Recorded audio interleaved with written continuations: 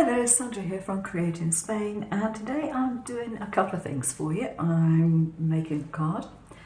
I'm going to show you an alternative use of something that you might have lying around the house that you don't use that much. And that alternative use could save you a considerable amount of money. And then I'm going to show you another hack. Right, so what I'm talking about at the moment are these things. I've had this set for probably a year, 18 months, something like that. Snap buttons, generally used when I make bags for things, make bags for pens and what have you, or sewing stuff, whatever, but useful to have. Now this cost me at the time about €12. I think for about the same kind of price, maybe $14, between $14 and $20, you can probably get this set, or if not this particular one, something pretty near it, but you're not going to need 400 sets normally, unless you, like me, couldn't get anything else at the time. So this was the cheapest way of buying it, that's what I bought. These things are pretty simple. They're very useful if, for example, you got a duvet cover and the zip breaks, or it didn't have a zip, it had snaps and the snap broke, because they do break from time to time, you can replace them. And they come in 3 different parts. Yes, I know there's 4 parts there, but 3 different parts is more to the point. You have what looks like a push pin, and this is one side of either of the parts of the popper. The one side you have this kind of hexagonal looking thing, and on this one you have what looks like a cup and saucer. Okay, so that one can go with that one can go with that one. Now in this particular instance that I'm using this, we only actually need one or the other of these. We don't need both. I'll use this one to show you. Now the thing is with these poppers is they're designed to be used with a fabric in between the 2 pieces. Now I don't want fabric in this because I'm card making. But on the other hand, I still want a gap between that one and that one. So there's a way around this. Now the card front that I'm using is made from this card. So I've taken a piece of the remaining card off of the sheet, folded it in half, very important, and use the punch to make a hole and then cut a slit to that hole. Again, very important. Put this over your push pin type thing. Make sure you've got your other piece up the right way. The cup and saucer goes up looking like a cup and saucer. And we just want to pop that over the top there. We can push it down. There we go. And it will sort of clip into place. The kits come with a setter. And so what I would do is put it into the setter, but not put full force on it, just about half force. And that has made that little point sink down to the same level as the rest. You retain a gap and then you pull away the card. What you've got is a gap between the front and the back, like this. But you would have to physically pull this off to separate it, so I'm not going to do that. And then you want to put some double-sided tape over the top of it, because what we're going to use this for is a slider card. Now I've designed this one, it's a very simple design.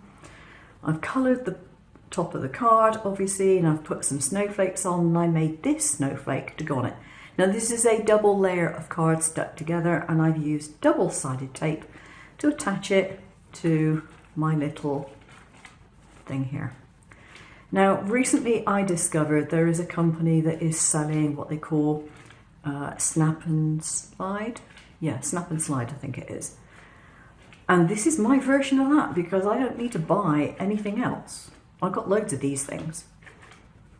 It does exactly the same job.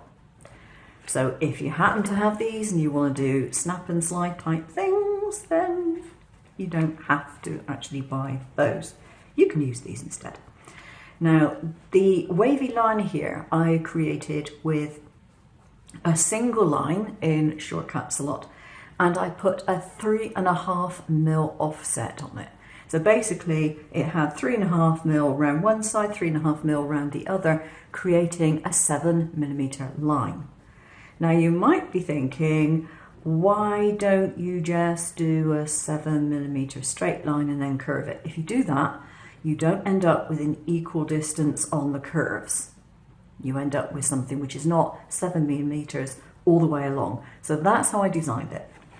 And whee, it flows really nicely. Now I've got one that I did yesterday as a test. Now this works, but you see the sharp points on here. It's more likely to get stuck on the sharp points, or indeed because they are relatively delicate, they could get damaged, and therefore you will either end up with this coming out or it may end up getting stuck. Generally speaking, when you see slider cards, you do not see them with very sharp angles, but I did this one just to see if it would work.